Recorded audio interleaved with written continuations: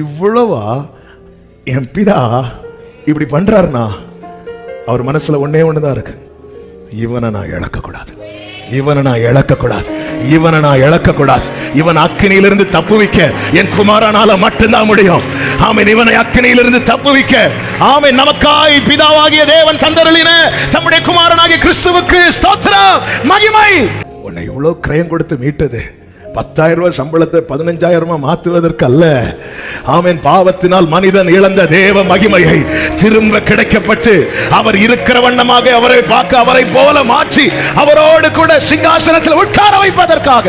1 யோவான் 2வது அதிகாரம் 25வது வசனம். பரிசுத்த ஆவியானவர் அப்போஸ்தலனாகிய யோவானை கொண்டு எழுதின முதலாம் நிருபத்தின் 2வது அதிகாரத்தின் 25வது வசனத்தை வாசிக்க கேட்கலாம். நித்திய ஜீவனை அளிப்பேன் என்பதே அவர் நமக்கு செய்த வாக்குத்தத்தம். கரங்களை உயர்த்தி ஒரு விசை கூட ஹalleluya. ஆண்டவராகிய இயேசு கிறிஸ்துவினாலே நமக்கு கிடைக்கப்பட்ட பரலோக பொக்கிஷம் இது. மற்ற வாக்குத்தத்தங்களை நீங்கள் பார்ப்பீர்களே, ஆனால் அவைகள் எல்லாம் இம்மையிலே நாம் வாழ்வதற்கு வேண்டியதாய் காணப்படுகிறது. எந்த ஒரு பழைய ஏற்பாட்டில் நீங்க வாக்குத்தத்தத்தை எடுத்து பார்த்தாலும் நமக்கு அல்லது நம்முடைய தலைமுறையினருக்கு நம் வாழ்வதற்கு ஏதுவானதாய் காணப்படுகிறது. ஆனால் இந்த வாக்குத்தத்தம் என்பது எதிர்பார்ப்போடு நம்மை காத்திருக்க வைக்கிறதாகவும் சுதந்திரிக்க வைக்கிறதாகவும் இருக்கிறது. வேதம் சொல்லுகிறது வாக்குத்தத்தங்கள் எல்லாம் கிறிஸ்துவுக்குள்ளே ஆம் என்றும் ஆமேன் என்றும் இருக்கிறது. ஆண்டவர் சொல்லுகிறார், என்னை விசுவாசிக்கிறவன் மரித்தாலும் பிழைப்பான், நான் கொடுக்கிற தண்ணீர் குடிக்கிறவனுக்கு ஒரு காலம் தாகம் இராது. ஆண்டவர் தம்மை முன்னிறுத்தும் போது, தம்மை வெளிப்படுத்தும் போது ஜனங்கள் அதை கேட்கிற அத்தனை பேரும் அந்த பரலோக ஆசீர்வாதங்களை பெற்றுக்கொள்ள வேண்டும், அதை ஒருவரும் இழந்துவிடக் கூடாது என்கிற அந்த ஒரு நல்ல இருதயத்தோடு தான் ஆண்டவர் போகிற இடத்திலெல்லாம் பேசி கொண்டிருக்கிறதை, பிரசங்கித்துக் கொண்டிருக்கிறதை வேதத்திலே நம்மால் பார்க்க முடியும்.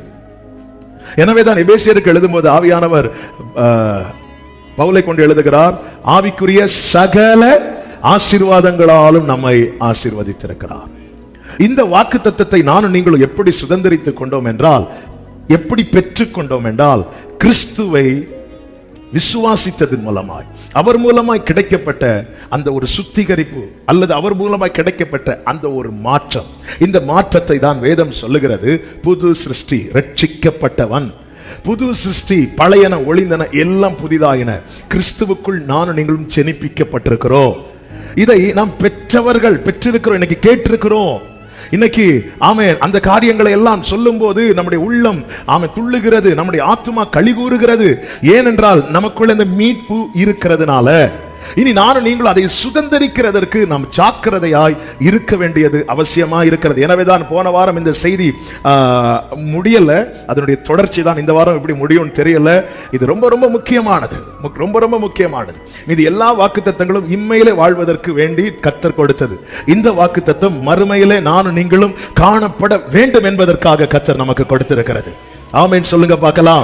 கர்த்தருடைய பரிசுத்த நாமம் மகிமைப்படுவதாக. இஸ்ரவேல் ஜனங்கள் அனைவருமே எகிப்திலே வாக்குத்தத்தத்தை கேட்டுதான் இரத்தத்தினால் மீட்கப்பட்டு புறப்பட்டு வந்தார்கள். ஆனால் எல்லாரும் சுதந்திரித்தார்களா என்று கேட்டால் நிச்சயமா இல்லை. புறப்பட்ட போது லட்சக்கணக்கான ஜனங்கள், சுதந்திரித்த போது பெரியவங்கன்னு சொன்னா 2 பேர் தான், யோசுவாவும் காலேபும். மற்ற அனைவருமே 20 வயதுக்கு உட்பட்டவர்கள். மற்ற மீதி அத்தனை பேரும் சுதந்திரிக்கவில்லை. வேதம் அதை இப்படி சொல்லுகிறது, கடைசி காலத்தில் வாழ்கிற நமக்கு எச்சரிப்பு உண்டாகும்படிக்கு இவைகள் எல்லாம் எழுதப்பட்டிருக்கிறது. எனவே நம்முடைய வாழ்க்கையும் நம்முடைய ஓட்டமும் ரொம்ப வேகமா போயிட்டு இருக்கு, ரொம்ப வேகமா. நீங்க பாத்தீங்கன்னா ஒரு குழந்தை பிறந்த குழந்தைக்கு ஜீவன் இருக்கும், ஆனா பலன் இருக்காது, பலன் இருக்காது. அது வளர வளர வளர வளர பலன் வருகிறது, எல்லாம் வருகிறது. திருப்பி வயசாகும் போது திருப்பி அதே நிலைக்கு தான் போகுது. அதனால என்னமோ தெரியல, பிறந்த குழந்தைக்கும் பல்லு கிடையாது, வயசானவங்களுக்கும் சிலருக்கு இருக்கும், ஒரு பல்லு கூட விழாது, நைட்டு கலத்தி வைப்பாங்கன்னு நினைக்கிறேன். கர்த்தர் ஆசீர்வதிப்பாராக. இதுதான் வாழ்க்கை, மொத்தமே இவ்வளவுதான் வாழ்க்கை, மொத்தமே லைஃப் வந்து இவ்வளவுதான். பிறக்கும் போது ஜீவன் இருக்கு, வேற ஒன்றும் கிடையாது. அது வளர வளர பலன் இருக்கு. அப்படி எப்படி சூரியன் இப்படி உதயமாகி அப்படி அப்படி சென்டர்ல வரும்போது ஒரு வெளிச்சம் அடிக்கும் பாருங்க. உதயமாகிற சூரியனையும் பார்க்கலாம், மறைகிற சூரியனையும் பார்க்கலாம். இந்த சென்டர்ல நிக்கிறத மட்டும் சிலர் நாங்க தான் எப்பவுமே நிப்போம்னு நிப்பாங்க. அப்படியே போகும், அப்படியே போகும். உதயமாகிற சூரியனை பார்க்கறதுக்கும் ஆட்கள் வருவாங்க, மறைகிறத பார்க்கறதுக்கும் ஆட்கள் வருவாங்க. சென்டரில் நிற்கிறத யாரும் ஐயோ இந்த ஆள்கிட்டலாம் பேசவே முடியாது, இந்த ஆள்லாம் பார்க்கவே முடியாது. இவ்வளவுதான் லைஃப். ஆனா நாம் எப்படியோ வாழ்ந்து கொண்டு எங்கேயோ போய் கொண்டு இருந்த எனக்கு உங்களுக்கும் தேவன் ஒரு நம்பிக்கையை கொடுத்திருக்கிறார். அதை வாசிக்க கேட்கலாம். மத்தேயு சுவிசேஷம் 7வது அதிகாரம் 13, 14 வசனங்கள். இடுக்கமான வாசல் வழியாய், இடுக்கமான வாசல் வழியாய் பிரவேசியுங்கள். உட்பிரவேசியுங்கள். கேட்டுக்கு போகிற வாசல், கேட்டுக்கு போகிற வாசல் விரிவும் வழி விசாலமுமாய் இருக்கிறது. வழி விசாலமுமாய் இருக்கிறது. அதின் வழியாய் பிரவேசிக்கிறவர்கள், அதின் வழியாய் பிரவேசிக்கிறவர்கள் அநேகர். ஜீவனுக்கு போகிற வாசல், ஜீவனுக்கு போகிற வாசல் இடுக்கமும் வழி நெருக்கமுமாய் இருக்கிறது. வழி நெருக்கமுமாய் இருக்கிறது. அதை கண்டுபிடிக்கிறவர்கள், அதை கண்டுபிடிக்கிறவர்கள் சிலர். கடந்த 2 வாரங்களாகவே பரிசுத்த ஆவியானவர் இந்த வார்த்தையை கொண்டு இடைபட ஆரம்பித்தார். இது எவ்வளவு பெரிய வார்னிங் தெரியுமா? இது வேற யாராவது பேசியிருந்தா, அதாவது வேற பவுலோ பேதுருவோ யோவானோ பேசியிருந்தால், ஒருவேளை இது அவங்க இப்படி பேசியிருப்பாங்க இப்படி பேசுவாங்கன்னு சொல்லி தர்க்கம் பண்றதுக்கும் ஸ்கிப் பண்றதுக்கும் மனிதன் மார்க்கத்தை உண்டாக்குவான். அப்படிதானங்க நிறைய துருபதேசங்கள்லாம் வந்திருக்கு. அது அந்த காலத்துல அப்படி பேசினது, இந்த காலத்துல இப்படி பேசினது, அது அவங்களுக்கு பேசு, இதெல்லாம் இப்படி இப்படி இப்படி தனக்கு ஃபேவராக திருப்புவதற்கு நிறைய வாய்ப்புகள் இருக்கிறது. ஆனால் இது பேசினது யார் தெரியுமா? ஆமென் என்கிற நாமத்தை உடையவர். ஆமென் என்கிற நாமத்தை உடையவர். அது எப்படி சொல்றார் பாருங்க. 5வது அதிகாரம், 6வது அதிகாரம், 7வது அதிகாரத்தை ஒவ்வொரு லைன்ல சொல்லணும்னா, 5வது அதிகாரத்துல பரலோக ராஜ்யம் யாருக்குரியதுன்னு சொல்றார். 6வது அதிகாரத்துல அவர் யாருக்கு பலன் கொடுப்பாருன்னு சொல்றார். 7வது அதிகாரத்துல அவருடைய நியாய தீர்ப்பை குறித்து சொல்லுகிறார். இதுதான் இவ்வளவு டீட்டெயிலா பழைய பிரமாணங்களை எல்லாம் எடுத்து வைத்து கர்த்தர் ஜனங்களுக்கு அதிகாரமுடையவராய் போதிக்கிறார். எதற்காக இதை போதிக்கிறார்? ஒரு தேவ பிள்ளை புரிந்து கொள்ள வேண்டும், ஒவ்வொரு ஜனமும் புரிந்து கொள்ள வேண்டும், இவ்வுலக ஓட்டம் என்பது நிலையானது கிடையாது. இவ்வுலக வாழ்க்கை என்பது நிரந்தரம் கிடையாது. ஆமே, நரகம் என்பது சாத்தானுக்கும் அவன் கூட்டத்துக்கும் என்று மாத்திரமே நியமிக்கப்பட்டது. பிசாசானவன் என்ன செய்கிறான் தெரியுமா? தேவ சாயலால் உருவாக்கப்பட்ட மனுக்குலத்தை பாவத்தில் விழ வைத்து அவனை வஞ்சித்து தன் பக்கமாய் ஒரு திரள் கூட்டத்தை தன்னிடமாய் திருப்ப, அவன் காலம் முடிந்து அவன் அழியும் போது அவன் மட்டும் அழியக்கூடாது, அவனோடு கூட இந்த மனுக்குலமும் அழிய வேண்டும் என அவன் வேலையை ஏதேனிலே தொடங்கிட்டான். இப்பொழுது அவனுக்கு கொஞ்ச காலம்தான் உண்டு என்பதை அறிந்து துரிதமாய் செய்து கொண்டிருக்கிறான். ஆண்டவராக இயேசு கிறிஸ்து சொல்லுகிறார், ஜீவனுக்கு போகும் வாசல் இடுக்கமானது, கேட்டுக்கு போகும் வாசல் விசாலமானது. வாசல்னா என்ன, வழினா என்ன, அதை குறித்து நாம ரொம்ப ஆராய தேவையில்லை. ஏன்னா இயேசுவே சொல்லிட்டார், நானே வாசல், நானே வழி சொல்லிட்டார். அப்போ அவர் வழியாய் நான் பிரவேசிப்பதுதான் என்னுடைய பிரதான லட்சியமா இருக்க வேண்டும். அதற்கு தான் எபிரேயர் 12:1 சொல்லப்பட்டிருக்கிறது, மேகம் போன்ற இத்தனை திரளான சாட்சிகள் சூழ்ந்திருக்க பாரமான யாவையும் நம்மை சுற்றி நெருங்கி நிற்கிற பாவத்தையும் தள்ளிவிட்டு விசுவாசத்தை துவக்குகிறவரும் அதை முடிக்கிறவருமா இருக்கிற இயேசுவை நோக்கி, அடுத்த வார்த்தை, நமக்கு நியமித்த ஓட்டத்தில். சும்மா ஓடுனா எல்லாரும் ஓடுவோம். இந்த குழந்தைங்க ஓடுறத பாருங்க, என்ன வேணும் என்ன வேணும், என்ன விடுங்க நான் ஓடணும், சரி ஓடு. ஆனா ஒரு கண்டிஷன். என்ன கண்டிஷன்? நான் ஒரு லைன் போட்டு தரேன், இதுல ஓடு. ஓட முடியாது. ஓட ட்ரை பண்ணிட்டு திரும்பி வந்து சொல்லுவோம், என்ன பிடிச்சிருங்க. ஓடுறதுன்னா எல்லாரும் ஓடும், ஆனா இந்த நியமித்த ஓட்டம் இருக்கு தெரியுமா, அதுதான் இடுக்கமா இருக்கு. அப்ப இந்த பாதையை இடுக்கமாக்கினது என்ன? இந்த பாதையை இது ஏன் இடுக்கமா? இதை எப்படி யார் இடுக்கமாக்கினா? அந்த வாசலுக்கு நிறைய வழியில போலாமே. இந்த பாதை இடுக்கமாக்கினது எது என்று கேட்டால், இந்த பாதை இடுக்கமாக்கினது இதுதான். சிம்பிளா சொல்லணும்னா, கேட்டுக்கு போகும் வாசல் விசாலமா இருக்கும், எப்படியும் வாழலாம். அது கேட்டுக்கு போகிற வாசல்.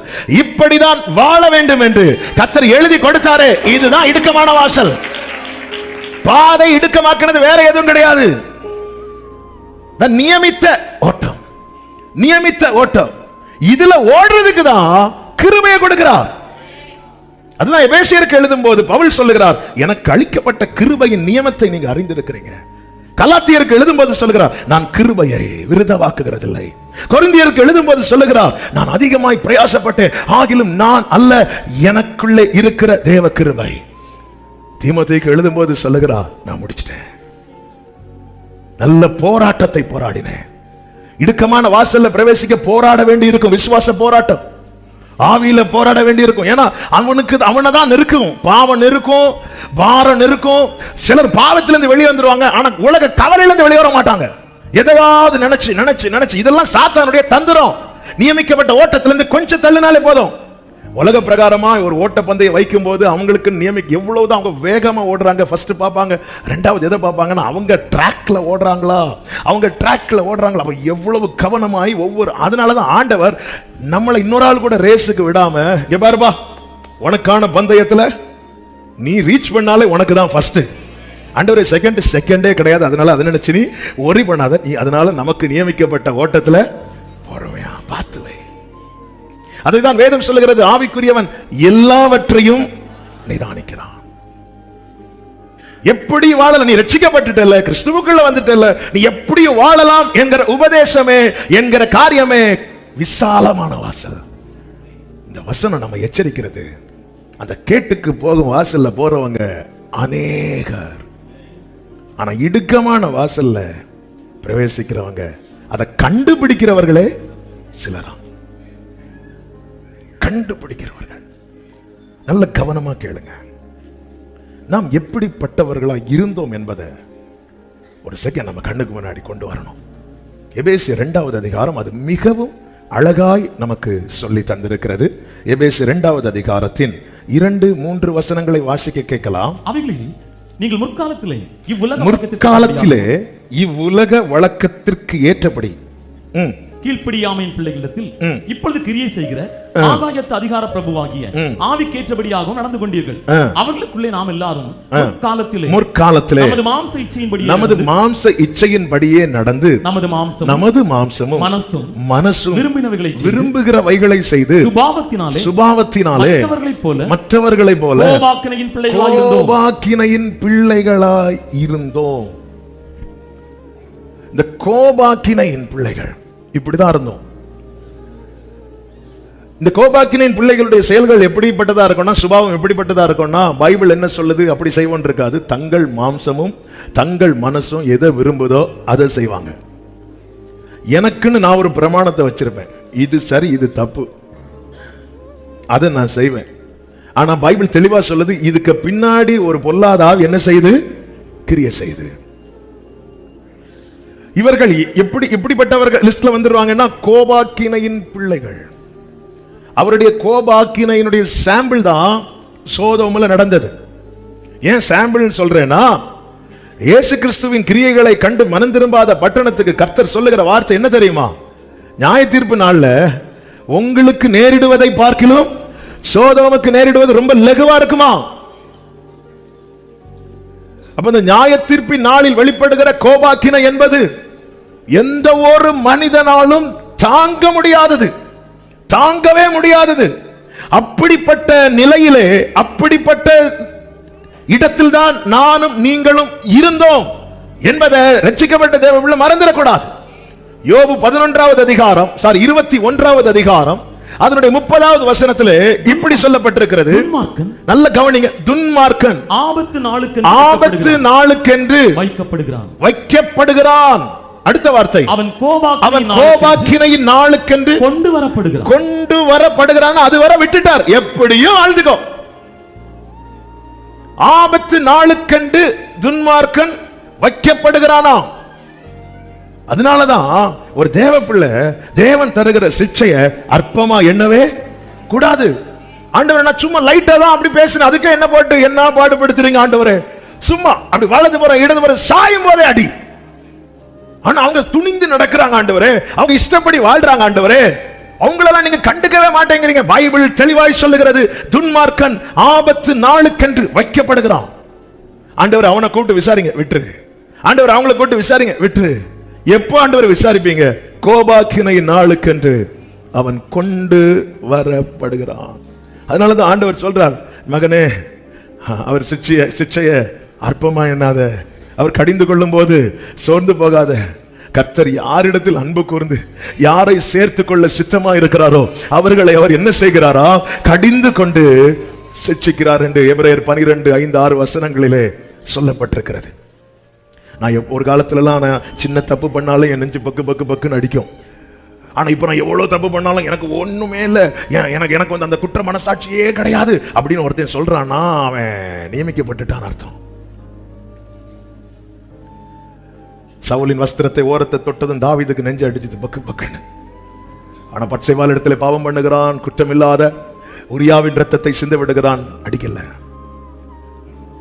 இது ஒரு நாளில் தெரிய வந்த போது, உணர்த்தப்பட்ட போது தாவீதுனுடைய ஜெபமே நம்முடைய சமூகத்தை விட்டு என்ன தள்ளிராதீங்க. அன்னைக்கு நான் செஞ்சதை இன்னைக்குள்ள பாவத்தை வச்சு பார்த்து அது ஒரு பாவமே கிடையாது. ஆனாலும் அப்படி ஒரு செயலை செய்யணும்னு என் மனசுல நினைச்சதுக்கு எனக்கு அவ்வளவு பெயின்ஃபுல்லா இருந்துச்சு. இன்னைக்கு இப்படி ஒரு துணிகரத்தை செஞ்சதுக்கு அப்புறமும் இன்னும் என் மனசுல கொஞ்சம் கூட உணர்வு வரலன்னா துன்மார்க்கன். ஆமென். ஆபத்து நாளுக்கென்று வைக்கப்படுகிறான். இந்த சத்தத்தை சமீபத்திலும் தூரத்திலும் இருந்து கேட்டுக்கொண்டிருக்கிற அன்பு சகோதரா சகோதரி, உனக்கு கொடுக்கப்பட்ட காலம் எவ்வளவு பிரஷியஸான காலம் என்பதை நீ தயவாய் உணர்ந்து கொள். தயவாய் உணர்ந்து கொள். அவன் கோபாக்கினை நாளுக்கென்று கொண்டு வரப்படுவான். அந்த கோபாக்கினை நாளில அவர் இருக்கிற இடம் எது தெரியுமா? சிங்காசனம். நியாயாதிபதியாய், நீதியுள்ள நியாயாதிபதியாய் வெள்ளை சிங்காசனத்தில் உட்கார்ந்திருப்பார். இப்பொழுதோ அவர் கிருபாசனத்திலே நமக்காய் பரிதபிக்கிற பிரதான ஆசாரியராய் உட்கார்ந்திருக்கிறார். இந்த கிருபையின் வாசல் அடையும் முன்னமே யார் அவரிடத்தில் வருகிறானோ அவன் பாக்கியவான், அவன் பாக்கியவான், அவன் பாக்கியவான்.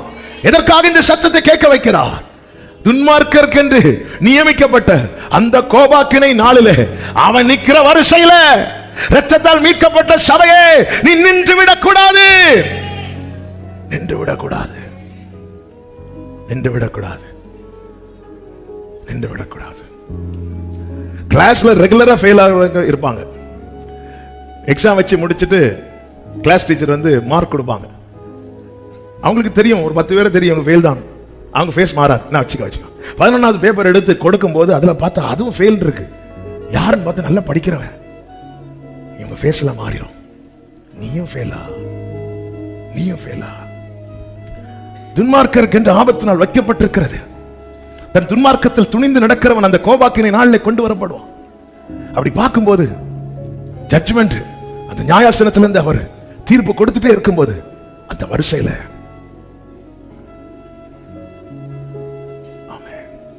நான் நிற்பேனானால்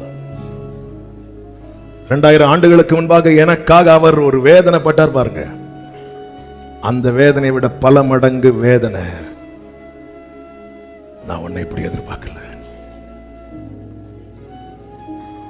நான் உன்னை இப்படி எதிர்பார்க்கல. நீதிமொழிகள் 11:4 சொல்லப்பட்டிருக்கிறது, கோபாக்கினை நாளிலே ஐஸ்வர்யம். ஆண்டவர் நான் அவ்வளவு செஞ்சிருக்கிறேன், 100 பேருக்கு சாப்பாடு போட்டிருக்கிறேன், எத்தனை சர்ச்சு கட்டி கொடுத்திருக்கிறேன், எத்தனை எவ்வளவு காணிக்க கொடுத்திருக்கிறேன். ஐஸ்வர்யம் கோபாக்கினை நாளிலே உதவாது.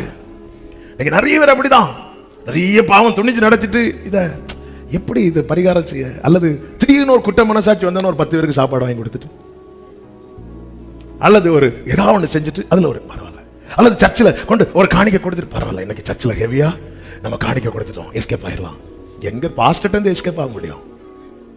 பரலோகத்துல எந்த சௌரியவானும் தன் பலத்தின் மிகுதியினால் ரட்சிக்கப்படா. அப்ப ரட்சிக்கப்படுவதற்கு, அந்த கோபாக்கினைக்கு நீங்களாகுவதற்கு ஒரே ஒரு வழிதான் இருக்கிறது. அதே வசனத்தில் சொல்லப்பட்டிருக்கிறது, நீதியோ கைகளை உயர்த்தி ஆமென் சொல்லுங்க பார்க்கலாம். இந்த கோபாக்கினைக்கு நானும் நீங்களும் தப்புவிக்கப்படும்படியாக நம்ம நீதியை சொல்ல முடியுமா? அழுக்கான கந்தை. ஆனா இயேசு கிறிஸ்து நமக்கு நீதியாக 2000 ஆண்டுகளுக்கு முன்பதாக இறங்கி வந்த அவருடைய கிருபைகளை எண்ணி நன்றியோடு ஹalleluya. இதுதான் எபேசியர் 2 சொல்லப்பட்டிருக்கிறது. நாம் முற்காலத்திலே கோபாக்கினின் பிள்ளைகளா இருந்தோம். 4வது வசனத்துல தேவனோ இரக்கத்தில் ஐஸ்வர்யம் உள்ளவராய், இரக்கத்தில் ஐஸ்வர்யம் உள்ளவராய் நம்மில் அன்பு கூர்ந்த நம்முடைய மிகுந்த அன்பினாலே, கிரேட் லவ், அவருடைய மிகுந்த அன்பு. நல்ல கவனிங்க, நம் தேவனை குறித்து வேதம் என்ன சொல்கிறது? தேவன் எப்படி இருக்கிறாரா? அன்பாகவே இருக்கிறார். அந்த மொத்த அன்பையும் அவருடைய இரக்கத்தின், அவர் இரக்கம் வைத்தார், அன்பு வைத்தார் இல்லாம இரக்கத்தின் ஐஸ்வர்யம், மிகுந்த அன்பு. நம்ம மேல வச்ச அவருடைய மிகுந்த கிருபை, மிகுந்த அன்பு, மிகுந்த தயவு, மிகுந்த இரக்கம், இவைகளுடைய மொத்தம் தான் இயேசு கிறிஸ்து. இவைகளுடைய மொத்தம் அவருக்குள்ளே என் மேல இருக்கிற, சிம்பிளா சொல்லணும்னா பிதா எனக்காக தம்முடைய மொத்தத்தையும் கொடுத்தா. பிதா என் மேல வச்சதனுடைய அந்த, அதாவது சும்மா ஒரு அன்பு வச்சிருந்தாருன்னா வேற யாராவது அனுப்பி விட்டுருக்கலாம். ஆனா அவர் வைத்த அன்பு, அவருடைய இரக்கத்தின் ஐஸ்வர்யம், இதனுடைய மொத்தம், இதை யாரை வச்சு, அதனாலதான் இயேசு கிறிஸ்துவை குறித்து வேதம் சொல்கிறது அவர் பிதாவின் தற்ஸ்வரூபமா இருந்துச்சு. அப்படிதான் இருக்கிறார். என் மேல பரலோக தகப்பன் வைத்த அந்த அன்பை நான் உணரணும்னா வேற யாரை பார்த்தாலும் என்னால ஃபீல் பண்ண முடியாது. ஆனா இயேசுவை பார்த்தா, இந்த பழைய ஏற்பாட்டு பரிசுத்தவான்களுக்கு கிடைக்காத ஒரு பெரிய பாக்கியம் எதற்கும் உதவாத எனக்கு உங்களுக்கும் கிடைச்சது இயேசுவை பார்த்தது. ஆமென் சொல்லுங்க பார்க்கலாம். அதனால தானங்க போய் மார்பில சாய்ந்து, இதே தேவன் தாங்க பழைய ஏற்பாட்டிலையும், அந்த பழைய ஏற்பாட்டில தானங்க சொல்றாரு, ஆனா அதி சிநேகத்தால் உன்னை சிநேகித்தேன். அதுலதானே சொல்றேன், அவனை மனப்பூர்வமாய் சிநேகித்தேன். நீ திரட்சியா இருந்ததுனால நான் அவன் மேல அன்பு வைத்து தெரிந்து கொள்ளவில்லை. நான் அவனை நேசிக்கும் போது நீ ஒண்ணுமே இல்லை, ஒண்ணும் போச்சு, நான் இருக்கிறேன். ஆனா யாரும் சாய்ந்து கொள்ள வரல, யாரும் சாய்ந்து கொள்ள வரல.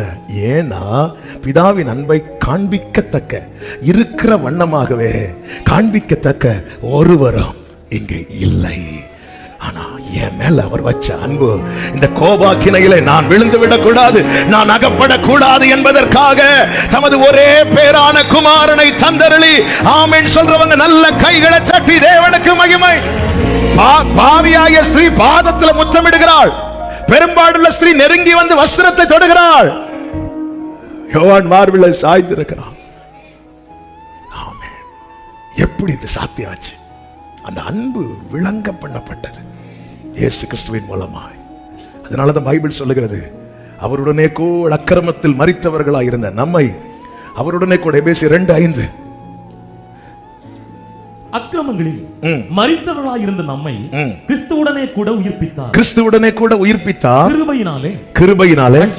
6வது வசனம், கிறிஸ்து இயேசுவுக்குள், கிறிஸ்துவுக்குள் அவர் அவர் நம்மிடத்தில் வைத்த தயவினாலே. அந்த தயவை வேற யாருக்குள்ளேயாவது வச்சு விட்டிருந்தா அது சின்ன பின்னமா இருக்கும். இன்னைக்கு அந்த தயவை நானும் நீங்களும் ருசிக்க காரணம் வைக்க வேண்டிய இடத்துல அவர் வைத்தார். கிறிஸ்துவுக்குள்ள பிதா தயவை வைக்கிறார், அன்பை வைக்கிறார், இரக்கத்தை வச்சுக்கிறார். எனக்கு என்னை நித்தியத்துல கொண்டு போய் சேர்க்க எனக்கு என்ன தேவையோ அதை மொத்தமா கிறிஸ்துவுக்குள்ள வைத்து கிறிஸ்துவை எனக்காய் தந்திருக்கிறார். நான் கிறிஸ்துவை பற்றிக் கொள்வேனானால், கிறிஸ்துவாகிய வாசலுக்குள் பிரவேசிப்பேனானால் நான் உள்ளும் புறமும் மேய்ச்சலை கண்டடைவேன். ஆமென் சொல்லுங்க பார்க்கலாம். ஆமென் சொல்லுங்க பார்க்கலாம். வலது கரத்தை உயர்த்தி என்னை என்னை நித்தியத்திலே கொண்டு போய் சேர்க்க எனக்கு வேண்டிய அனைத்தையும் கிறிஸ்துவுக்குள்ளே வைத்து எனக்காய் அவரை தந்தருளின என் பிதாவே, உமக்கு ஸ்தோத்திரம், உமக்கு ஸ்தோத்திரம். ஹல்லேலூயா, ஹல்லேலூயா. இந்த வெளிநாட்டுக்கு போகும்போது அவங்க பக்கத்து திடீர்னு வருவாங்கல்ல சிலர், வந்து இந்த பார்சலை ஒன்று நீங்க அவங்களுக்கு கொடுத்துருங்க.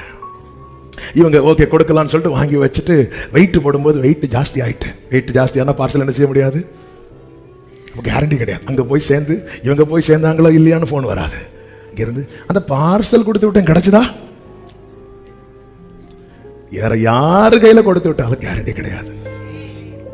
அப்போ இவ்வளவா என் பிதா இப்படி பண்றாருன்னா அவர் மனசுல ஒன்னே ஒண்ணுதான் இருக்கு, இவனை நான் இழக்கக்கூடாது, இவனை நான் இழக்கக்கூடாது, இவனை நான் இழக்கக்கூடாது. இவன் அக்கினியிலிருந்து தப்புவிக்க என் குமாரனால மட்டும்தான் முடியும். ஆமென். இவனை அக்கினியிலிருந்து தப்புவிக்க, ஆமென், நமக்காய் பிதாவாகிய தேவன் தந்தருளின தம்முடைய குமாரனாகிய கிறிஸ்துவுக்கு ஸ்தோத்திரம், மகிமை. ஆமென் சொல்லுங்க பார்க்கலாம். நீதியும் இயேசுவே. பிரியமானவர் கர்த்தருடைய பிள்ளைகளே, இன்னைக்குள்ள உண்மை நிலவரம் என்ன அப்படின்னா, எல்லாருக்கும் காணாவூர் கிறிஸ்து தான் வேணுமே தவிர கல்வாரி கிறிஸ்து வேண்டாம். எல்லாருக்கும் காணாவூர் இயேசு தான் வேணும். காணாவூர் இயேசு அற்புதம் செஞ்சுட்டு போயிட்டார், கல்வாரி இயேசு ரட்சித்து கூட கூட்டிட்டு போறார். இவ்வளவுதான் வித்தியாசம், இவ்வளவுதான் வித்தியாசம். காணாவூர் இயேசு செஞ்சுட்டு போறார், கல்வாரி இயேசு கூட்டிட்டு போறார். எனக்கு எல்லாருக்கும் என்ன தேவைன்னா காணா ஒரு இயேசு வேணும். ஏதாவது செய்யணும், ஏதாவது செய்யணும், ஏதாவது செய்யணும், ஏதாவது செய்யணும், ஏதாவது செய்யணும். எனக்கு அவர் செய்தது. நீங்க கிறிஸ்துவ நம்ம எப்படி பார்க்கிறோம், இயேசுவை நம்ம எப்படி பார்க்கிறோம், இயேசுவை எப்படி பார்க்கிறோம்? அன்பின் மொத்த உருவம், தயவின் மொத்த உருவம், இரக்கத்தின் மொத்த உருவம். ஹல்லேலூயா. போன வாரம் சொன்னேன், இந்த வார்த்தைக்கு ஒரு உருவம் கொடுத்தால் அது இயேசு என்று. இந்த வாரம் அதோட கூட இன்னொன்னு சொல்லுகிறேன், பிதாவின் மொத்த அன்புக்கு ஒரு உருவம் கொடுத்தால் அது இயேசு. பிதாவின் மொத்த கிருபைக்கு ஒரு உருவம் கொடுத்தால் அது இயேசு. பிதாவின் மொத்த தயவுக்கு ஜீசஸ். கைகளை உயர்த்தி சத்தமாய் இயேசுவே சொல்லுங்க பார்க்கலாம். ஜீசஸ் சொல்லுங்க பார்க்கலாம். ஜீசஸ். 6வது வசனத்தில் சொல்லப்பட்டிருக்கிறது, கிறிஸ்து இயேசுவுக்குள் அவர் நம்மிடத்தில் வைத்த தயவு. 7வது வசனம், கிறிஸ்து இயேசுவுக்குள் நம்மை அவரோட கூட எழுப்பி உன்னதங்களில் அவரோட கூட. எதுக்காக இப்படி செய்கிறார் தெரியுமா? இதுதான், இங்கதான் பிதா நம்மேல் வைத்த அன்பை பார்க்க முடியும். 1 தெசலோனிக்கேயர் 5வது அதிகாரம் 9வது வசனம். தேவன் நம்மை, இந்த வார்த்தை நல்ல கவனிங்க, தேவன் நம்மை கோபாக்கினைக்கென்று நியமிக்காமல் நம்முடைய கர்த்தராகிய இயேசு கிறிஸ்து மூலமாக ரட்சிப்படைவதற்கென்று நியமித்தார். கைகளை உயர்த்தி ஆமென் சொல்லுங்க பார்க்கலாம். அதனாலதான் எபேசியர் 2 சொல்லப்பட்டிருக்கிறது, இது உங்களால் உண்டானது அல்ல. நான் ரட்சிக்கப்பட காரணம் என்ன? நான் ஒரு பாஸ்டர் பையனானதுனாலயா? நோ. பிலீவர் பிள்ளை? நோ. இது தேவ நியமம்.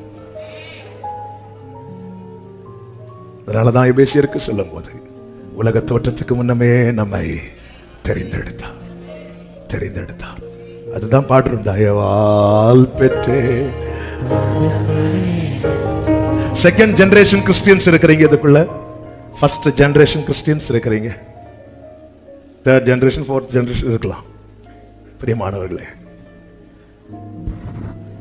தேவன் நியமித்திருக்கிறார். உம்முடைய பரிசுத்தவானை அழிவை காணவட்டே. இயேசு வந்து அந்த வார்த்தையை ப்ரூவ் பண்ணிட்டு போயிட்டார். எதுக்காக தெரியுமா?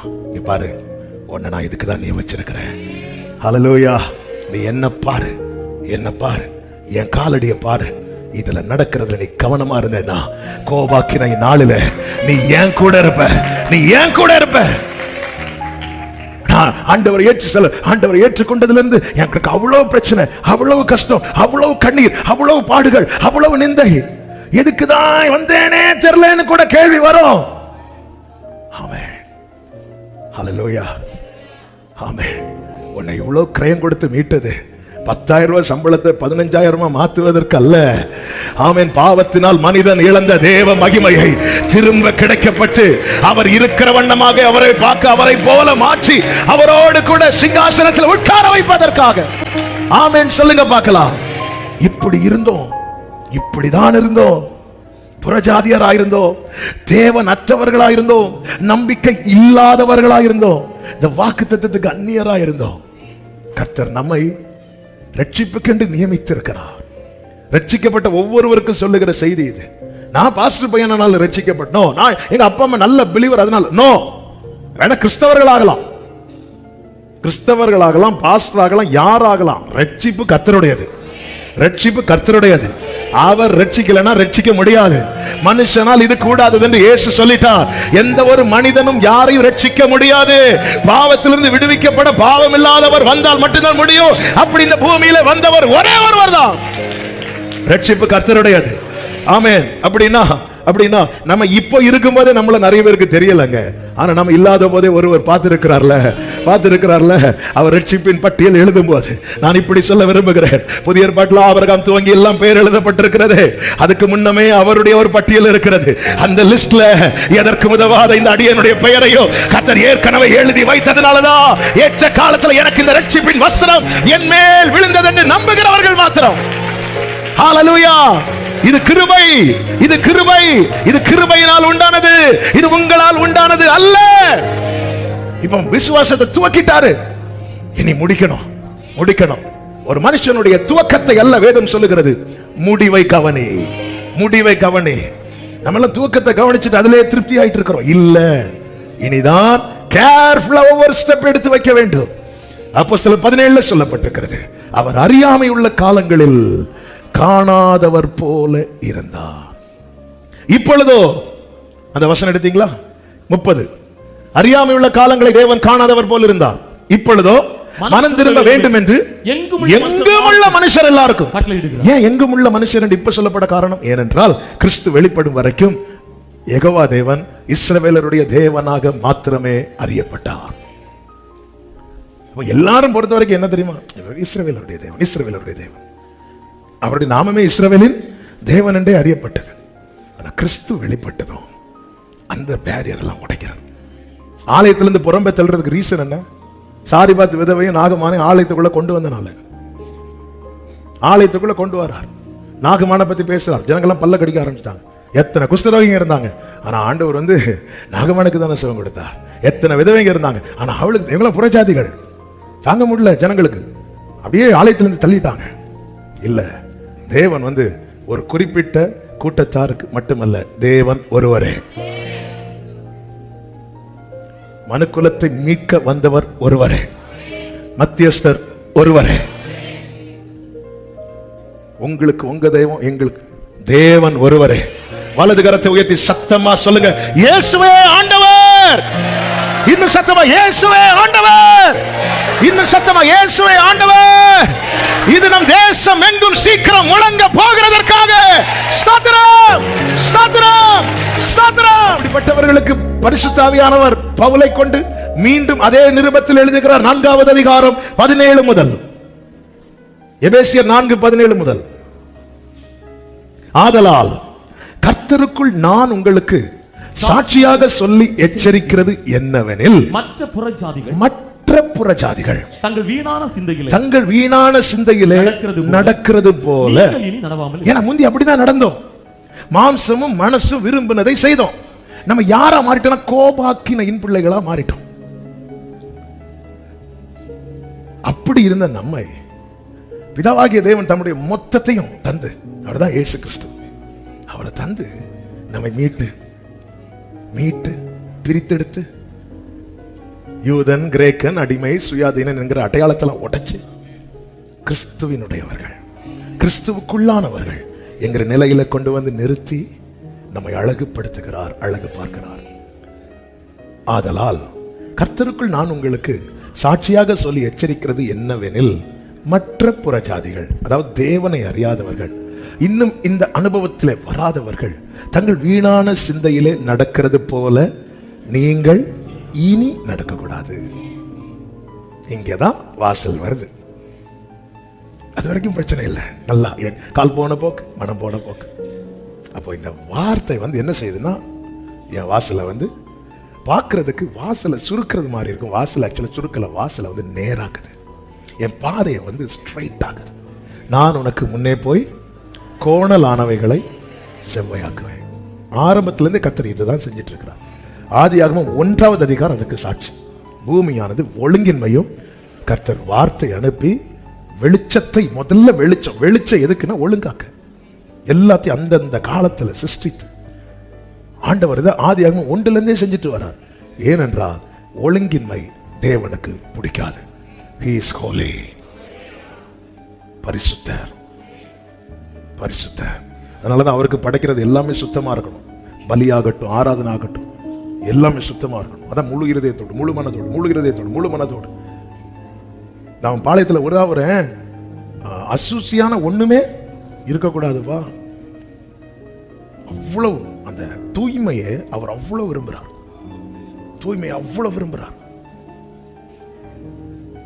ஆனால் பின்னாட்களில் மனுஷன் வெளியே மட்டும் கிளீனாக நீட்டாக வைப்பான், உள்ள வந்து அதான் பரிசேயரை பார்த்து சொன்னாங்க, வெள்ளை அடிக்கப்பட்ட வெளியே நல்ல வெள்ளையா இருக்கு, உள்ள பார்த்தா ஃபுல்லாக எலும்பு கூடாதான் இருக்கு. எத்தனை பேரை உள்ள கொண்டு ஆண்டவர் என்ன சொன்னார்?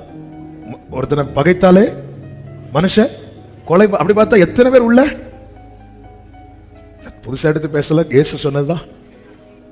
ஒருவனை பகைத்தாலே அவன் யாரா இருக்கிறான்? மனுஷன். மனுஷன் கொன்னுட்டான். நான் ஒருத்தனை பகைக்கிறேன்னா அந்த ஆளை நான் கொன்னுட்டேன்னு அர்த்தம்.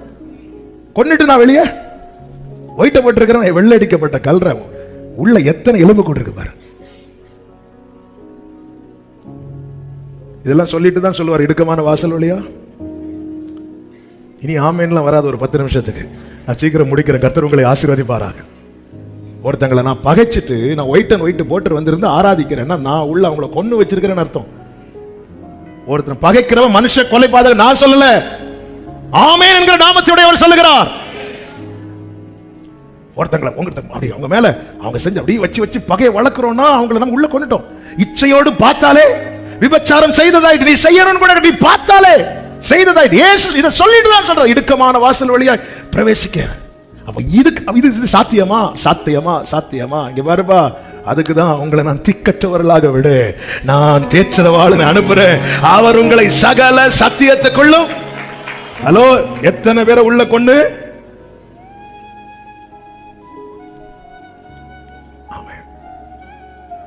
நாகர்கோவில் FGPC சபை அப்படியே அமைதியானது. அடக்காராத நிலை இருக்கிறது மாதிரி இருக்கிறீங்க. நம்ம கிட்ட 1000 காரணம் இருக்கலாம். ஆண்டவர் சொன்னாரா? இல்ல, இவர்களை பகைக்க ஆரம்பிச்சிட்டனால நீ மனுஷ கொலை பாதகனா இருக்கிற. நம்ம 10 பேரை பகைச்சு அவங்க மேல எரிச்சல் கோபம் அதை எப்படி காட்டணும்னு தெரியாம வச்சு இந்த 10 பேரை உள்ள கொன்னு வச்சுட்டு இங்க வந்து வெளில போட்டுட்டு, ஆண்டவரே எப்போ வருவீர்? வார இரு, வா இரு. பிரியமானவர்களே, சிந்திக்கணும். இயேசு சொன்ன வார்த்தை, அவருடைய வார்த்தை ஒண்ணு கூட தரையில விழுந்து போக. நீங்க ஆண்டவர் வந்து நிறைய இடத்துல அமைதியா இருக்கிறத பார்க்க முடியும். அதன் அர்த்தம் என்ன? தேவையில்லாம அவர் பேச மாட்டார். நிறைய இடத்துல அமைதியா இருப்பார், சில இடத்துல ஒரே ஒரு வார்த்தையை பேசி சைலண்ட் ஆயிடுவார். அவர் சீஷர்கள்ட்ட மட்டும்தான் தாராளமா பேசினார். பேசின அனைத்தும் எழுதப்பட்டது. அவர் செய்த எல்லாம் எழுதப்படவில்லை, ஆனால் பேசின அனைத்தும் எழுதப்பட்டது. அதன் அர்த்தம் அவர் தேவையில்லாத ஒரு வார்த்தை கூட அவருடைய வாயிலிருந்து வரல. ஆனா அவர் செய்தவைகள் ஏராளம். அதை எழுதினா இந்த புக்கு தாங்காது. ஆனா சீஷர்கள்ட்ட எங்க என்ன பேசினார் அனைத்து அவ்வளவு உள்ள பதிஞ்சிருக்கு. ஆவியானவர் எல்லாம் என்னுடைய இதிலிருந்து எடுத்து உங்களுக்கு தருவார். ஹோலி ஸ்பிரிட் தான் அந்த பைபிள் எழுதினார் என்பது அடையாளம் அதுதான். இல்லைன்னா அவர் அன்னைக்கு என்ன சொன்னாரு? பேதுரு சேவல் எத்தனை தடவை வச்சு 2 3 எழுது மொத்தத்தில் குளம் ஆக்கி ஒண்ணுமே புரிஞ்சிருக்காது. இது என்ன தெளித்தேன், இத குழப்பவாதி படிச்சாலும் தெரிஞ்சிருவா. ஆமா, இத உண்மையா படிக்க வேண்டிய பிரகாரம் ஒருத்தன் படிச்சுட்டானா அவன் கிறிஸ்துவை விட்டு விலகவே மாட்டான். இது நல்ல தெளிவான நதிங்க. என்னில் நிலைத்திருங்க. இதுதான் வார்த்தை தானங்க கிறிஸ்து. இந்த வார்த்தையாக செடி மேல படர்ந்துட்டீங்கன்னா ஆண்டு சொல்ற, என்ன இல்லாமல் உங்களால ஒண்ணுமே செய்ய முடியாது. உடனே ஒரு போட்டோ எடுத்து வச்சு பக்கத்துல அடுத்து நம்ம போட்டோ தான் வைக்கணும். இல்ல, இதான் அவரது வார்த்தை கிறிஸ்து. இவர்தான் பைபிள் எடுத்து இந்த வார்த்தையை பாருங்க. என்ன இல்லாமல் உங்களுக்கு அந்த வார்த்தையை நீங்க யோவான் 15:4 நினைக்கிற எடுத்து பார்க்கும்போது பைபிள் தான் நம்ம கண்ணுக்கு தெரியும். பைபிள் தான் நம்ம கண்ணுக்கு தெரியும். என்ன இல்லாமல் உங்களால் ஒன்றுமே செய்ய முடியாது. அதனாலதான் வேதம் சொல்லுகிறது, வேதத்தை நேசிக்கிறவர்களுக்கு மிகுந்த சமாதானம். இனி வீணான சிந்தையில நடக்காதே. ரோமர் 2 ஆமே, அதனுடைய கர்த்தருக்கு மகிமை உண்டாவதாக 4-5 வசனங்களில் எப்படி சொல்லப்பட்டது? தேவ தயவு நீ குணப்படும்படி உன்னை ஏவுகிறது என்று அறியாமல் அவருடைய தயவு, அவருடைய பொறுமை, அவருடைய நீடிய சாந்தம், இவைகளின் ஐஸ்வர்யத்தை அசட்டை பண்ணுகிறாயோ. 5வது வசனத்துல உன் மன கடினத்திற்கும் குணப்படாத இருதயத்துக்கும் ஏற்றபடி தேவனுடைய நீதியுள்ள தீர்ப்பு வெளிப்படும் கோபாக்கினை நாளிலே உனக்காக கோபாக்கினையை குவித்துக் கொள்ளுகிறாய். ஆண்டவர் கோபாக்கினையிலிருந்து வெளியே கொண்டு வந்துட்டார். ஆனா இப்போ நீயே உனக்காக கோபாக்கினையை குவிச்சிட்டு இருக்கிற, குவித்துக் கொண்டிருக்கிற. இந்த வார்த்தையை தியானிக்கும் போது பரிசுத்த ஆவியானவர் சிந்தையில கொண்டு வந்த ஒரு வார்த்தை புரியும்படியா. இயேசு கிறிஸ்து யோவான் 17 ஜெபம் பண்றார் பிதாவை நோக்கி.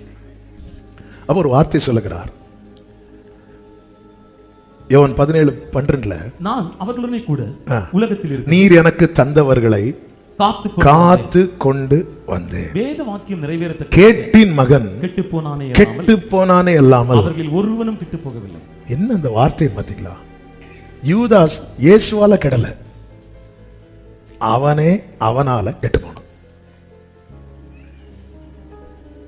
இயேசு நமக்கு தந்தருள இயேசு இந்த பூமியில் வந்தது கோபாக்கினை என்னை உங்களை விடுவிக்க.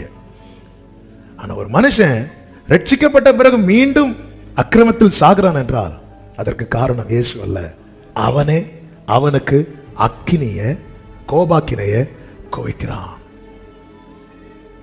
ஆண்டவருடைய இரக்கம் ஆண்டவருடைய தயவு, ஆண்டவருடைய அன்பு அறிந்தும் ஒருவன் பாவம் செய்கிறானா அவன் இவைகளை அசட்டை பண்ணுகிறானா. இதைதான் எபிரேயர் 10:25 சொல்லப்பட்டிருக்கிறது.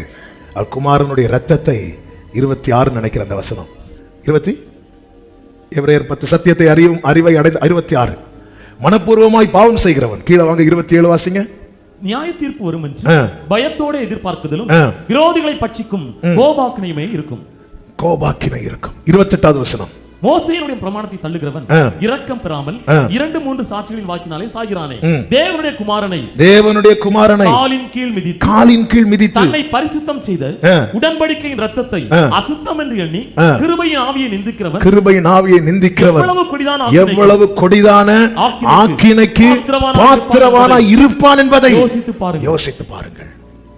தேவ தயவு, எனக்கு அப்ப ஆண்டவர் பாராட்டுகிற தயவு, ஆண்டவர் பாராட்டுகிற இரக்கம், ஆண்டவர் பாராட்டுகிற அன்பு, இவைகளெல்லாம் எதுக்கு தெரியுமா? நான் குணப்படணும், நான் சரியாகணும், நான் திருந்தணும். தகப்பன் இளைய குமாரனை கட்டி அணைத்து அவ்வளவு அன்பையும் காண்பித்தது எதற்காக? என் பிள்ளை இனி உள்ளதான் வரணுமே தவிர திரும்பி வெளியே போயிடக்கூடாது. பரவாயில்ல, அப்ப என்ன செஞ்சுட்டு வந்தாலும் இங்க வந்து அவர் அனுப்பிச்சிருவார், அப்பா வந்து எஸ்கேப் பண்ணி விடுவாருங்கிறவன் மீண்டும் பாவம் செய்வார் என்றால் அவன் அந்த அன்பை அசட்டை பண்ணுகிறான்.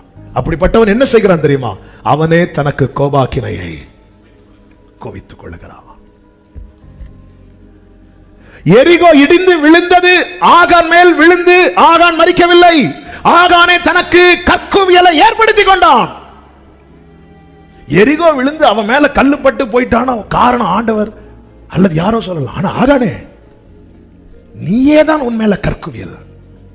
இந்த கற்குவியலுக்கு காரணம் யோசுவாவோ ஆண்டவரோ கிடையாது, நீயே. ஆண்டவர் அப்படி உனக்கு எல்லாம் அந்த கூட்டம் அழிறதுக்கு காரணத்தை கர்த்தர் சொல்லி கொண்டு வந்து உள்ள விட்டா அந்த அழிவுக்கு காரணமா இருந்ததை இவன் எடுத்துக்கொள்ளுகிறான். பரவாயில்ல, நம்மளை செங்கடலையும் கடக்க வச்சாச்சு, யோர்தானையும் கடக்க வச்சாச்சு, இதெல்லாம் கண்டுக்காம விட்டுருவார்.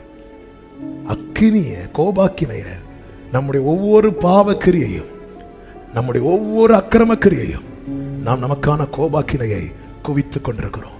இந்த கிருபையின் வாசல் அடைபடுவதற்கு முன்னமே நம்ம திரும்பி, நமக்கு தெரியாது, ஒரு நாள் பிறப்பதே நீ அறியாயே. உண்மையான அன்பை புரிந்து கொள்ளவன் மீண்டும் பாவம் செய்ய மாட்டான்.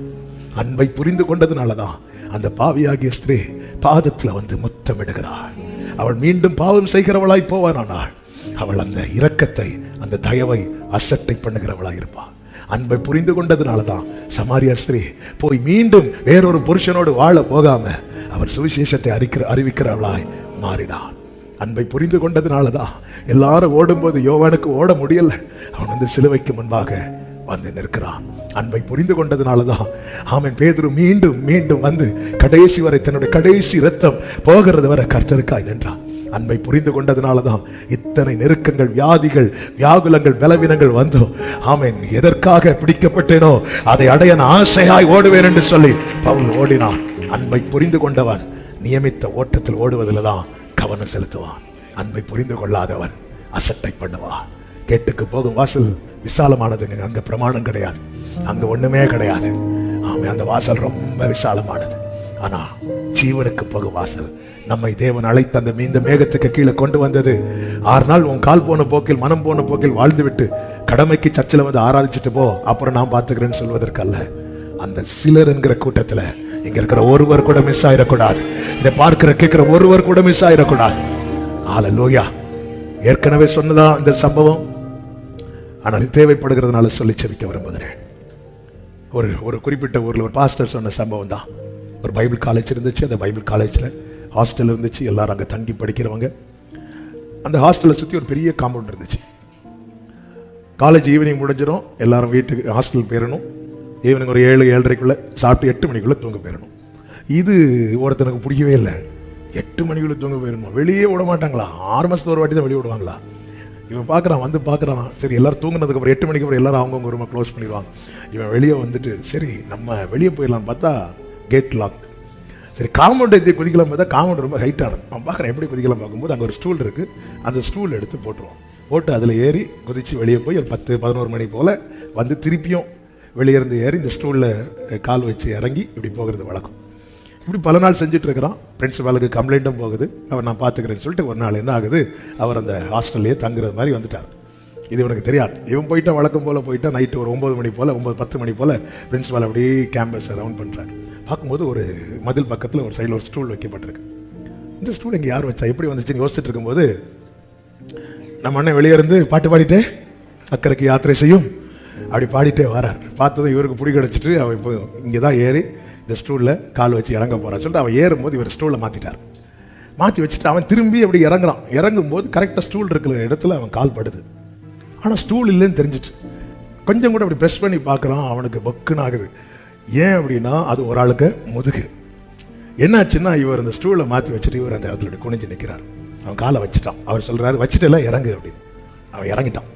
இறங்கினதும் அவர் என்ன பண்ணியிருப்பான் அவன் நினச்சிட்டு இருந்தான்னா, டிசியை கிழிச்சு நீ கிளம்பு, நீ படிக்கிறது லாயக்கில்லை, வெளியே போகணும், வெளியே தள்ளுவான்னு பார்த்துட்டு இருக்கும்போது அவர் சொல்கிறாரு, நாளைக்கு போகணுன்னா என்னை கூப்பிடு, நான் இதில் வந்து நிற்கிறேன், என் முதுகை மிதிச்சுட்டு போ அப்படின்னு. அவன் அந்த இடத்துல காலில் விழுந்து அழுதானான். சரி நான் போக மாட்டேன். இப்படி தாங்களே நம்மளை ட்ரீட் பண்ணுறாரு. எப்படி வேணாலும் ஒரு செகண்ட் பவுல பிடிச்சது மாதிரி கூட நம்மளை பிடிக்கலங்க. அது கூட வலிக்கும்னு சொல்லி நம்மளை எவ்வளோ கேர் பண்ணுறாரு தெரியுமா? பவுல் வாழ்க்கையில் அந்த தாக்கம் கடைசி வரை இருந்துச்சு. ரட்சிப்புக்குள்ள கொண்டு வரது ஆண்டவருக்கு விஷயமே கிடையாது. ஒரு செகண்ட்ல அவர் நினைச்ச அந்த மொத்த உலகத்தை ரட்சிப்புக்குள்ள கொண்டு வர முடியும். அவர் அப்படி செய்யல. அந்த அன்பை புரிந்து அந்த வாசலுக்குள்ள வா. அவர் அன்பை புரிந்து நீ வா. இதுதான். நீ மனம் திரும்ப மாட்டாயா? நீ சுத்திகரிக்க மாட்டாயா? இது இன்னும் எத்தனை காலத்துக்கு பின் நடக்கும்? நான் குணப்பட எனக்கு தண்டனை அனுப்பலாம், ஆனா நான் குணப்பட எனக்கு தயவு அனுப்பிட்டு இருக்கிறார். நான் நன்றி உள்ளவனா இருக்கணும். அவர் தண்டனை அனுப்பலாம். தாவீது பார்த்தது போல, பிள்ளையாம் பார்த்தது போல உருவின பட்டயத்தை உடைய தூதனை வழியில நிறுத்தி இருக்கலாம். செய்யல. அன்னைக்கெல்லாம் பழைய ஏற்பாட்டுல தண்டனை அனுப்பினார், இப்போ தயவு அனுப்புறார். இதை புரிஞ்சிக்கவே முடியல. அவர் எதிர்பார்க்கிறது ஒண்ணே ஒண்ணுதான். நாளைக்கு கோபாக்கினைக்கான ஆட்கள் நிக்கிற கூட்டத்துல நீ நிக்க கூடாது, நீ நிக்க கூடாது. ஆவியானவர் சபைகளுக்கு சொல்லுகிறதை காதுள்ளவன் கேட்க கடவன். எல்லாரும் எழுந்து நிற்கலாம் ஆண்டவர் சமூகத்தில். கர்த்தருக்கு சித்தமானால் இந்த செய்தி அடுத்த வாரம் தொடரும். கர்த்தர் நம்மோடு கூட இடைப்பட்டுக் கொண்டிருக்கிறார். இடது கரத்தை இருதயத்தில் வைத்து நீங்க மனசில் போச்சோ மாட்டுங்க.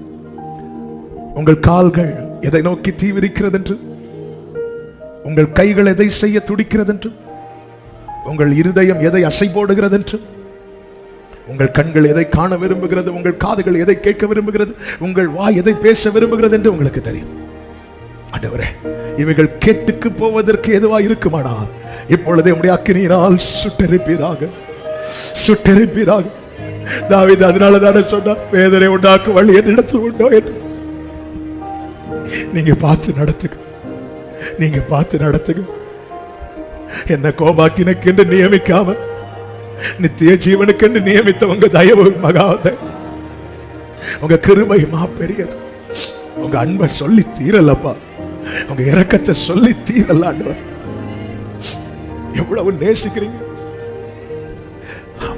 நல்ல தகப்பனை, பரிசுத்த பிதாவே, திருப்பாதம் பணிந்து உம்மை மகிமைப்படுத்துகிறோம், வாழ்த்துகிறோம். உங்க சமூகத்தில் எங்களை கிருபையாய் கொண்டு வந்தேன். பாட, துதிக்க, ஆராதிக்க, செபிக்க கிருபை செய்தேன். எங்களோடு இடைப்பட்டு எங்களுக்காய் நீர் வைத்த வாக்குத்தத்தத்தை சுதந்தரிக்க எங்களை நீர் நியமித்த பாதைகளை உங்க ஆலோசனையின்படி உங்க ஆளுகைக்குட்படுத்தி நடத்த எங்களை முழுவதுமாய் அர்ப்பணிக்கிறோம். ஆண்டவரே, அதை கண்டுபிடிக்கிறவர்கள், அதில் பிரவேசிக்கிறவர்கள் சிலர் என்று சொல்லப்பட்டிருக்கிறதே. ஆண்டவரே, இங்க வந்து ஆராதிக்கிற, இதை கவனிக்கிற ஒரு உள்ளம் கூட, ஆண்டவரே, ஒவ்வொரு குடும்பத்தில் இருக்கிற ஒரு நபர் கூட இந்த பாக்கியத்தை இழந்து போகாதபடிக்கு கர்த்தர் கிருபையாய் ஆட்கொள்ளுவீராக, கிருபையாய் ஆட்கொள்ளுவீராக, கிருபையாய் ஆட்கொள்ளுவீராக. இன்னும் இந்த சத்தியம் எங்கெங்க கேட்கப்படவில்லையோ அங்கே புறப்படட்டும், அங்கே இந்த சுவிசேஷ ஒளி வீசட்டும். இன்னும் அறியாமல் உணராமல் இருக்கிற ஜனங்கள் ஏராளம் உண்டு தகப்பனே. கர்த்தர் கிருபையாய் அவர்களை சந்திப்பீராக. ஊழிய வாசல்கள் விரிவாவதாக, ஊழியர்கள் அலையலையா எழும்புவார்களாக. அறுப்பு மிகுதி, வேலையாட்கள் குறைவு, எஜமான் அறுப்புக்கு ஆட்களை அனுப்பும்படி வேண்டிக் கொள்ளுங்கள் என்று சொன்னவரே, ஆண்டவர் ஒவ்வொரு தெருக்களிலும் இருந்தும் ஆண்டவர் ஊழியர்களை கர்த்தர் எழுப்புவீராக. தேசமெங்கும் இந்த சத்தியம் புறப்பட்டு செல்லட்டும்.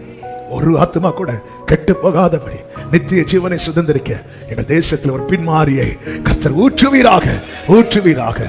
தாழ்த்துகிறோம். ஒவ்வொருவரையும் ஆசீர்வதியும் சமாதானத்தோடு அனுப்பி சாட்சியாய் கொண்டு வாங்க. எல்லா மகிமை கனமும் ஒருவருக்கே செலுத்துகிறோம் இரட்சகர் இயேசு கிறிஸ்துவின் நாமத்தில் பிதாவே ஆமென். சேர்ந்து சத்தமாய் சொல்லுவோம். என் ஆத்துமாவே கர்த்தரை ஸ்தோத்திரி, முழு உள்ளமே அவருடைய பரிசுத்த நாமத்தை ஸ்தோத்திரி.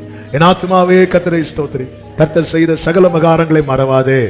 ஆமென். நம்முடைய கர்த்தராகிய இயேசு கிறிஸ்துவின் கிருபையும் பிதாவாகிய தேவனுடைய அன்பும் பரிசுத்த ஆவியானவருடைய ஐக்கியமும் சிநேகமும் பாதுகாவலும் நம் அனைவரோடும் எல்லா பரிசுத்தவான்களோடு கூட கர்த்தருடைய வருகை மட்டும் தங்கி இருப்பதாக. ஆமென். ஹல்லேலூயா. God bless you. கர்த்தர் உங்களை ஆசீர்வதிப்பாராக. ஒரு உறவே, ஒரே உறவே, இமை முழுதும் உம்மை தேடுதே. ஒரு உறவே, ஒரே உறவே, இமை முழுதும் உம்மை தேடுதே. பரிசுத்த வாழ்க்கை வாழவே இதயம் ஏங்கி தவிக்குதே. உலகம் கண்ட நாள் முதல் பாவம் என்னை இழுக்குதே. பரிசுத்த வாழ்க்கை வாழவே இதயம் ஏங்கி தவிக்குதே. உலகம் கண்ட நாள் முதல் பாவம் என்னை இழுக்குதே. ஒரு உறவே, ஒரே உறவே, இமை முழுதும் உம்மை தேடுதே.